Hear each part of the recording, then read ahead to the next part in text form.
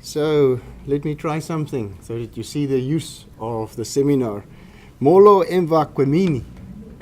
Wamkilikele qui semina yokofundu noku fondisa. The aim of this seminar is to explore the integration of Mobilex into multilingual Stellenbosch University's teaching and learning environment, and it fits very well in line with the language policy that we've been using for 2 years now. Die mobiele en inligtingstegnologie het omtrent elke aspek van ons lewe betree. En uiteraard, ons het by Universiteit Stellenbosch al begin om die laaste 2 jaar te kyk hoe ons hierdie tegnologie op allerlei maniere kan integreer met ons leer- en onderrigfunksie. Ons is verbind tot diversiteit en taaldiversiteit is deel hiervan. So, if you did not follow everything that I said thus far, the work presented here today by Dr. Michelle van der Merwe and Dr. Nina Miller van Velden should assist all of us to function in one or more of the Western Cape and Stellenbosch's 3 languages that we chose for ourselves. And I think this is a much better approach, a much richer approach, and I'm so glad that we can also have technology to assist in this way. So thank you very much for your presentation. We're looking forward to it, and if there's some time to spare, we'd invite the audience to also have some interaction with yourselves. Thank you, baie dankie, ons sien uit.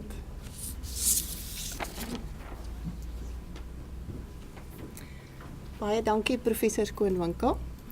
So, toe Dr. Strydom my gevra het om hier te kom praat, het ek gedink, almal is nou besig met nasienwerk, dit is hierdie stapels nasienwerk, niemand gaan eintlik kans hê om die aanbieding te kom bywoon nie. So, maar nou weet ek nie of hierdie miskien net 'n escape route is van daai stapels wat daar vir ons lê en wag nie. Okay, so we're going to talk about Mobilex today. Nina is going to do the presentation on Mobilex. She's also going to refer to multilingualism.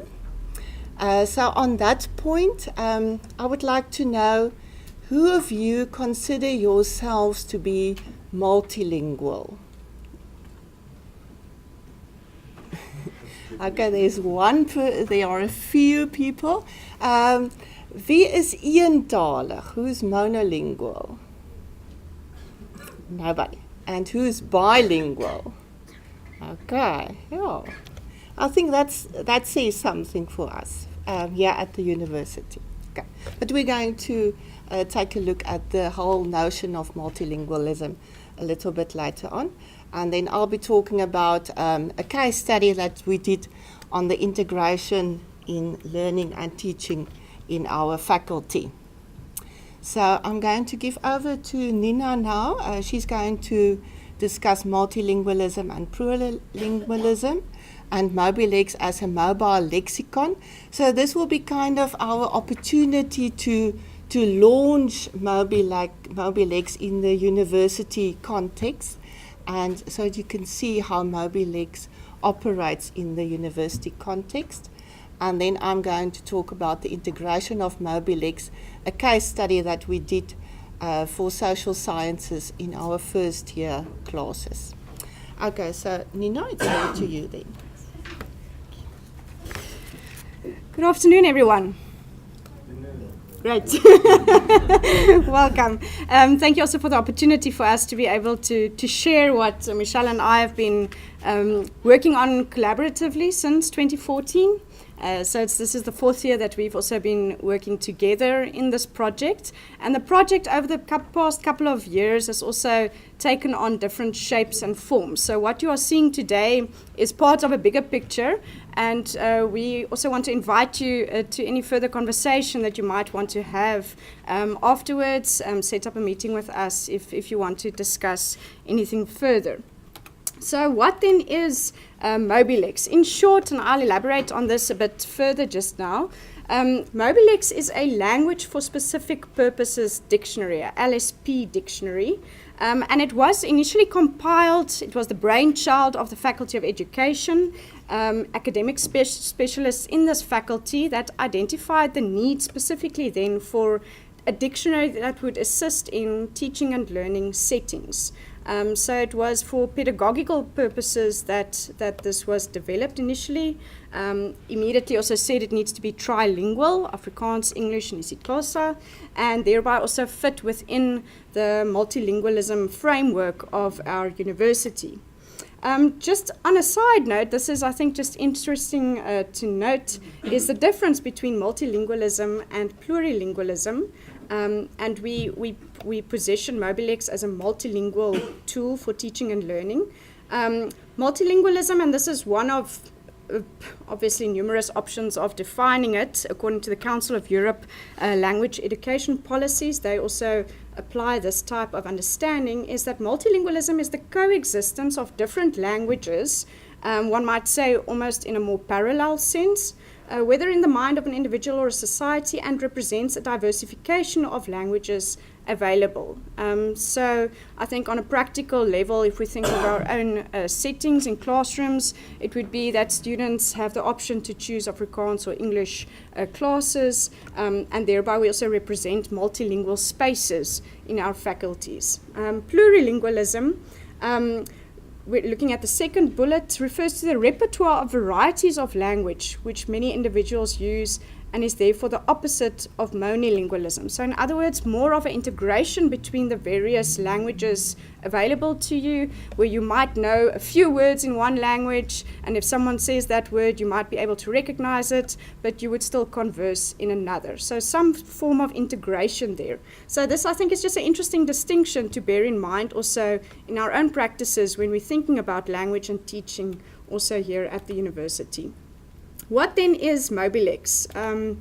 Mobilex as a mobile lexicon designed with a pedagogical purpose in mind, specifically then with the aim of targeting first-year university students to support them in their subject-specific language that they encounter in classroom and other teaching and learning settings. Addressing then both the content-specific needs that they might have. In other words, I need to understand the words that are being used in my subject field or discipline. I must be able to apply it, to also appropriate it in the correct and in a coherent manner. But then also the linguistic or translation needs, considering that many of the students in our faculties are either making use of texts that are not their home language, mother language, first language, that they are have been educated in. But even the classroom settings are oftentimes not the first language space that they might be used to. So you can see that there is the needs that need to be addressed on two levels at least.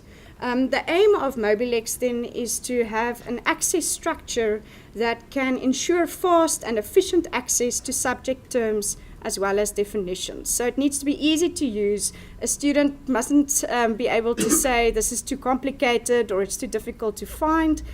So that was one of the prerequisites. And then also to ensure access via smartphones, tablets, computers, so that in the electronic space, at least in our university setting, students will be able to make use of it. So over the years, Mobilex has developed in two formats, might one say. The one is a web-based online format, and you see the URL there. The other is a mobile app, which is available offline, and is now also known as the Stellenbosch University Mobilex app. And I would like to show you also what this looks like shortly. On the app and the online portal, we have the terms and definitions at the at the present moment for both education and theology in Afrikaans, English, and isiXhosa. So the idea is that a student can see not only the term in all three languages or the concept, but also then choose in which language they want to see the specific definition. For the Faculty of Education, given the specific boundaries also of the various subjects and fields that they have, the following is available: curriculum studies, social sciences, math education, educational psychology, natural sciences, EMS, academic literacy, and mathematics. So these have been developed then specifically for the setting of the Faculty of Education. And then theology being a bit more interrelated. We have one bulk of theology data because many of our terms and concepts are can be placed in various fields and disciplines as well. So those are the two live options at the moment. We are busy with further development at this point in time, which is very exciting, not only in the 2 faculties already available, but also in 3 additional faculties. In economic and management sciences, arts and social sciences, as well as the sciences faculty, each faculty with their own specific makeup and means by which we are addressing the process, but in other words, expanding. And the idea is to, in some way, integrate all the various terminology lists, definitions, tools for language that's already in existence on our campus in one coherent whole. So we are very, very excited about that. Looking then at Mobilex itself. So this is firstly the online version that I'm showing you with a few screenshots. So this is the home page, taken as screenshots of a mobile device, but can obviously also be accessed on a computer. You would have the option either of public or student staff access. And should I then opt for the student staff access, I use my normal SU credentials to sign in. And then I can see, after I've signed in, these are all the subjects or fields available to my disposal. Select one, for example, history, given also the case study that we have here today. And then the choice is made for a specific source language, either English, Afrikaans, or isiXhosa. And imagine a student is sitting in a class, they heard the lecturer saying something that sounds like cause. They recognize that the first letters are at least then C-A-U-S. They can start typing, and then the suggestion would be for causation. And that then, as this example, would be the term that the student is searching for. Click on that, and then they are offered the translation in the term in all 3 languages, as well as the definition in their language of choice. So that is the online version. As time went on, we realized that as fantastic as the online version is, it does have a few limitations. So firstly, the fact that it's online means that students need to be able to access it via data of some sorts, which is always a challenge. And some of the functionality also, we in our mind required some streamlining, ease of use. So towards the last term of last year, with the assistance also from IT side, and the Center for Learning Technologies, we started the discussions on developing an app that would be available offline, that students download once, and that will be updated at regular intervals, but would not require of students in any way to do more than downloading it the first time to be able to use it. So if you go to, this is in the App Store. If I Google Stellenbosch University, just above the golf club, I see Mobilex as an option, as one of the university apps also. That's just a zoom up of what one would see. If you tap on it, then with the option to download it. And then after I've logged in once, so if I'm a SU user, I only need to log in once, then the app is automatically open all the time. I can then choose to either see all faculties and all terminologies or make a specific selection. So if I choose the Faculty of Education, those are my options. If I choose theology, well, then theology is the option. By way of an example, if I start searching then within the theology corpus, you will see we've got on the side at least then the letters of the alphabet, which immediately also makes navigation a bit easier. Students are able to see all the terms available, so if they are just curious to explore, they can do that as well. I start typing in the first few letters of the term I want to explore further. TH, so in theology that would give you quite a few options. And selecting then theology, there's my definition in English, because on the right-hand side top I have selected my specific language in which I want to see it. So immediately the functionality, as I said, is already easier than the online version. I can simply tap right-hand top corner to change the language, and immediately the definition is in a different language. So the definition looks incomplete at the moment because I would have to scroll to see the rest. Theologians tend to have very long definitions. So that is a quick overview then of what the app also looks like. Quickly, just something about the process.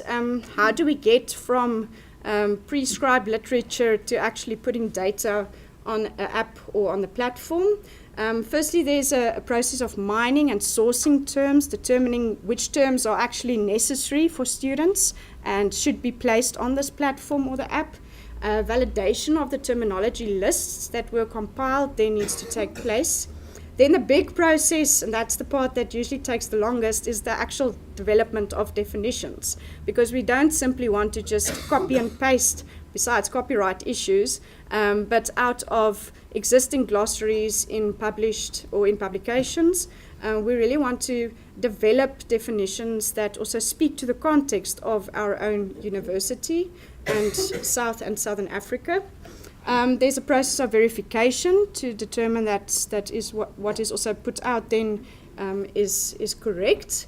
Editing takes place, translation into the two other languages, and then the process of integration of data. And especially these last few steps, the Language Center has been very involved up to this point, also providing us with the professional services as language specialists.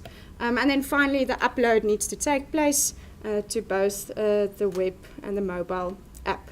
But then the question is, and that's what Michelle will be focusing on, what then? So you have a platform, you have an app, you tell the student, here is something that can actually help you, but how do you get them to actually use this? So, Michelle, over to you. Okay, thank you, Nina.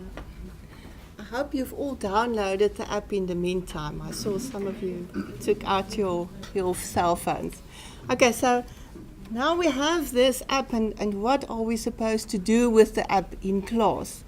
I would just like to make a distinction between digital teaching and digital learning. So on the one hand, with the digital teaching, it is the tools remaining in the hands of the lecturer. Usually these are the software-driven activities. And with that, with the teaching, you don't have the potential of the use of the resources for students. That is not being exploited fully. But on the other hand, if you have digital learning, then it kind of shifts to the student or to the learner. Those approaches are much more student-centered. They are transformative approaches. I think it's the kind of approach that we would need in universities, but also in schools, where the tools are in the hands of the students or the learners. And I want to take you back to the first slide, where you have the student in class talking on the cell phone. I think this is what we are experiencing in our classes. Students have their phones with them the whole time. They are using the phones all the time in class. But how should we really continue to work with the notion of mobility that students have, at the mobile technology that students have? Sometimes we are so irritated with them in class because they are on their phones the whole time. But how can we really use this or as a resource in our classes? So if you choose for digital learning in your class, it is an opportunity to have more personalized learning. And the learning is not only in the lecture hall, but it can be extended beyond the lecture hall. It is much more student-centered, as I said, and you can also integrate your assessments into the whole learning process. Now, in the education faculty, we like to work with what we call the TPAC. If you could take a look at this diagram.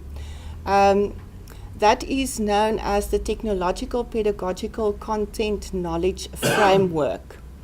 So this is the kind of knowledge that we work with when we are a lecturer and we would like to make use of technology in our classrooms. So we need to have pedagogical practice, we need to have pedagogical knowledge in a technologically enhanced learning environment. And you also see there that the circle for the pedagogy is comparatively a little bit bigger because of the importance of the pedagogical knowledge in your lesson planning process and also in the decisions taken regarding the use of your digital tools and the content resources. Now, if you would like to implement digital learning in your classroom, it also gives you the opportunity to make use, if we think about Bloom's and Barrett's thinking skills, to make use of that on another level. So it is remembering and comprehension on the one side of the continuum versus the creation and the application on the other side. And I think we would all like to have students that rather create and appreciate in our classes and not only remember what we tell them in our classes. The same with information management. So it is information transfer versus knowledge building. Again, the continuum. Where are we on the continuum in our lectures, in our classes? Also the interaction between students, lecturers, and content. So the no interaction continuum, or on the one side of the continuum, where you just have a lecturer conveying knowledge in the class, versus multiple modes of interaction in the lecture room. So I would like to tell you about the case study that we did in the social sciences class. We designed a dictionary lookup task and also a translation task for students to use in the social sciences class. Now, in the social sciences class in the first year, the lecturer does an introduction to the history terms in class. And it can be quite, I don't want to say a boring exercise, but it's difficult to go over these specific historical terms and concepts with the students and really to keep their attention the whole time. Because also the kinds of students that you have in that class are from various linguistic and academic backgrounds. Some students had history to grade 9 and they dropped it at school, and other students had more of a grasp of history because they took history as a subject till matric, for example. Now, so it's very important to start with the course with the definition and the clarification of the historical concepts, or else the students won't be able to go further in the course. So with this task that we designed, it was then our chance to change from the behavioristic learning where the lecturer would explain the terms one by one to a more constructivist learning process where the students could engage in the learning process. So we designed a task-based activity where we could use Mobilex in the class. And during the activity, the history lecturer, and she's also in the room now, I saw her, the history lecturer and some of the lecturers that worked with her just mentioned to the students that there is something such as Mobilex and that they could make use of Mobilex.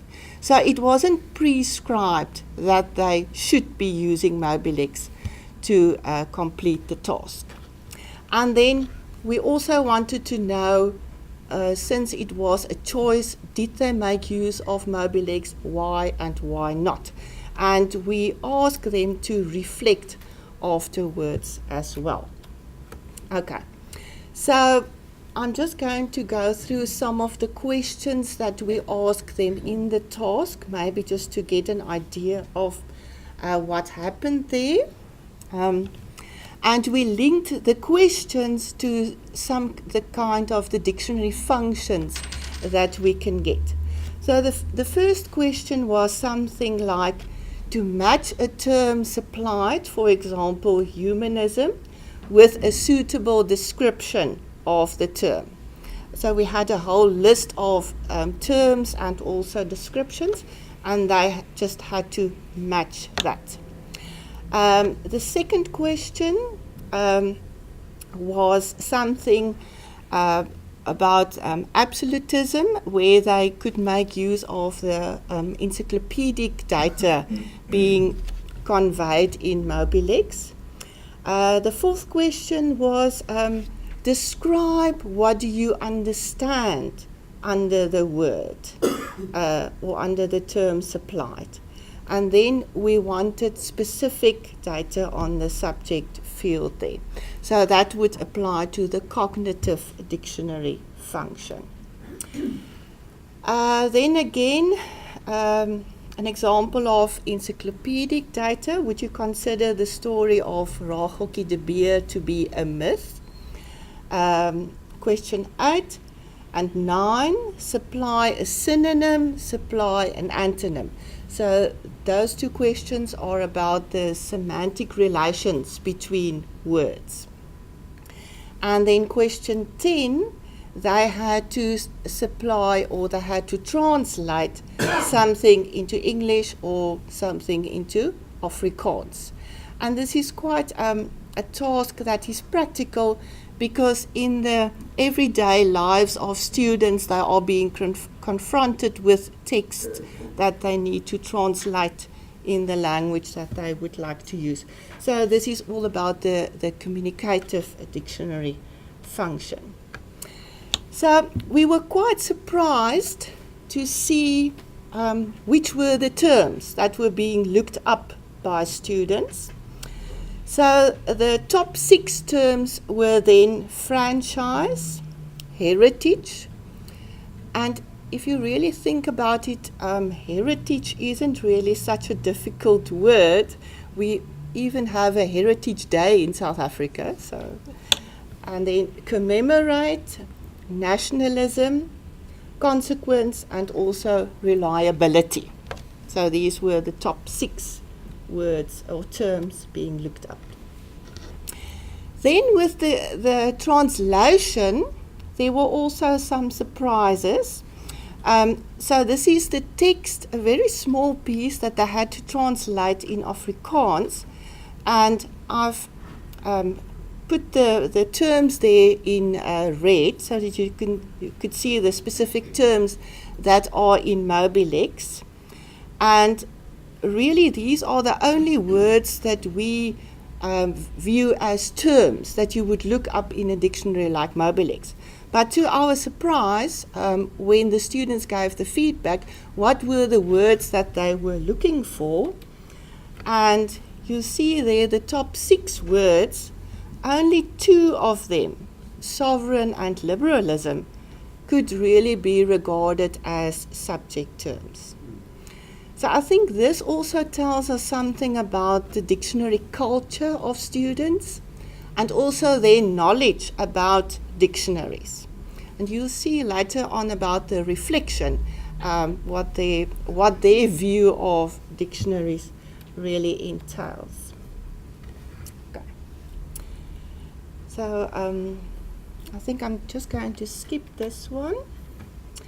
I have a slide here for you of the English students' reflection on the use of Mobilex. Now, I've used the English students' reflection because I think that would be more interesting than the Afrikaans students. Because usually Afrikaans students do not have so many problems with the English, but English students tend to have more problems with the Afrikaans text. So of the 71 English-speaking students, 58% made use of Mobilex. 31% did not make use of Mobilex. They didn't have the need to make use of that. And then 11% didn't answer the question. So that they didn't even take the trouble to answer the question on the reflection sheet. Now, when I asked them how difficult was the whole dictionary task for them, 21% found it very difficult, 31% quite difficult, the average not so difficult, 30%, and others 18%. So although not everybody made use of the dictionary, 21% found the task very difficult. Now these are the comments of the students. So some said the definitions were very meaningful as it helped me to understand the work. Easy to use and easy to understand. The translations were relatively useful. Then the other one, rather use a combination of your own translation skills and Mobilex, which is fair enough, I think. Bring a bilingual dictionary. So Mobilex is not going to work for me. Google it, it would be easier. No comments on that one. Rather use Google Translate. Okay. So maybe this also says something about the dictionary culture and the way the students view dictionaries and Google Translate. So, in conclusion, we think that we can use mobile dictionaries in a very meaningful way in our classes to develop content vocabulary, also to develop academic literacy. And if we would like our students to become subject specialists and subject experts, I think they need to have that specific vocabulary, and I think Mobilex could help them achieve that. So, we think Mobilex is an appropriate dictionary because it has been designed for a specific target group, the first years and maybe the undergraduates in the faculty, and I think they should really make use of Mobilex. So, thank you very much.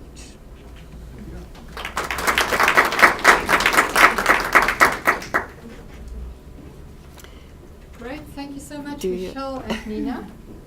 Maybe some questions from the audience. I'm sure there's some burning issues questions. There's a microphone there. You won't be amplified, but then you can pick up the sound on the recording. Thanks, Gavin. Right, thank you so much, Michelle and Nina. This was really interesting, especially the case study. And I wanted to ask, in terms of that specific slide that you had with the words that they struggled with, if you look at those words, they are, I think, like fairly typical academic words, but they're general academic words. Yes, yeah. And I was wondering whether it is possible to maybe integrate a kind of general academic word list, like I think Paul Nation has one, and there's one, I've forgotten the other woman's name. And I know that some of them have even been translated into Afrikaans. And it might be nice to have a kind of a general vocabulary kind of in the background that's available for whichever specific focus area you then choose. But I mean, I don't know if that's even technically possible, but I just thought I'd ask whether you've considered a kind of a more general academic word list. Okay, Krista, thank you very much for your question. When we did this research, I think it was about 2 years ago, Mobilex wasn't that developed. So in the meantime, we have added an academic literacy list. But but during the research, it wasn't available. Yeah. And I can say we have 1,000 words there in that academic list. So hopefully they would make use of it. Yeah. Any other questions, comments? We still have about 7 minutes, 10 minutes. So there's some time for additional questions. Yes. Thank you very much. Just use the, yes. It doesn't amplify, but it does record. I see that there are quite a few colleagues of mine from the Language Centre here, and I've need to meet 2 of them who can agree on the same definition.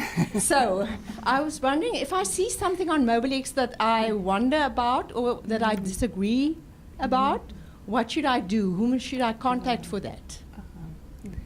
Well, I think you can either contact me or Nina. We would really like your feedback on that. Yeah. So, and maybe I can just say, because this is a mobile application, this is really just the start of it, and it is still very small, and it is just so easy to make changes or do amendments. So we would really like to have feedback and improve on the product. So thank you very much for that.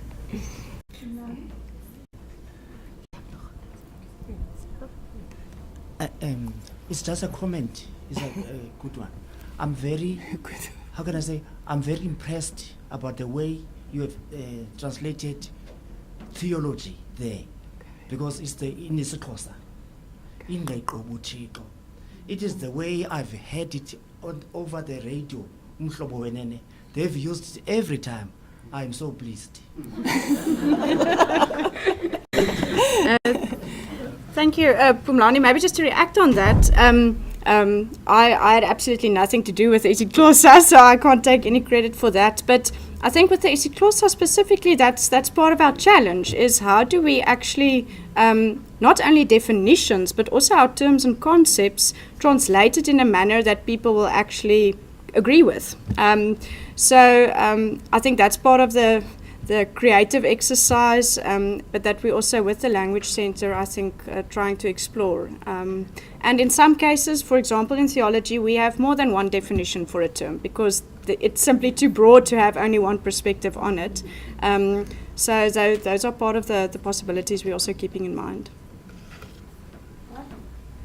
Can I ask, is there in your thinking any provision for guidance for lecturers, academics, how to use this, to incorporate this in their teaching? I mean, I see in your research you have an example of how you constructed an assessment assignment using, or at least suggesting that people use the Mobilex, but just is there some thinking about general guidance for academics?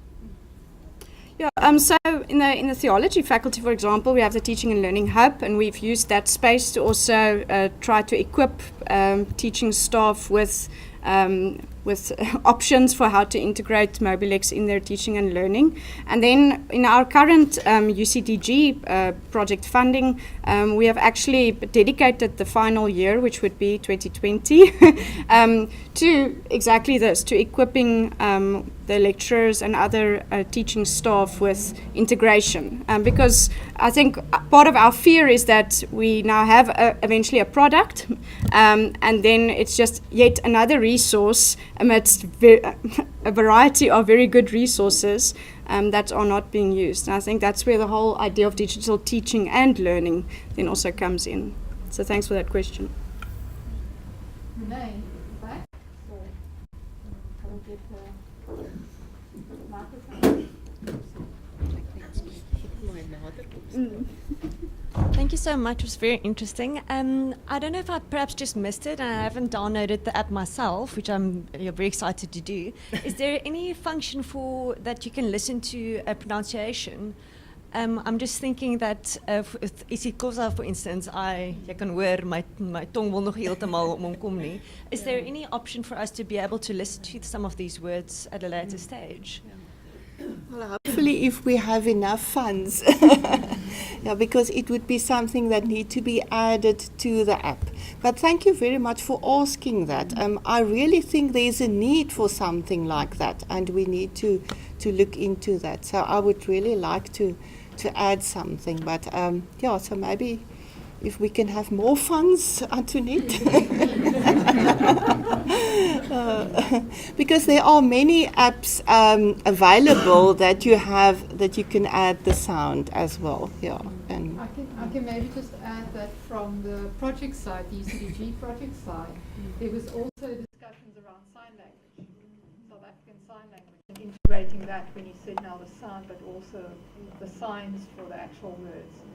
So I think once you've got that base and the app, the sky's the limit, and you can come up with many creative ways to actually augment what's already there.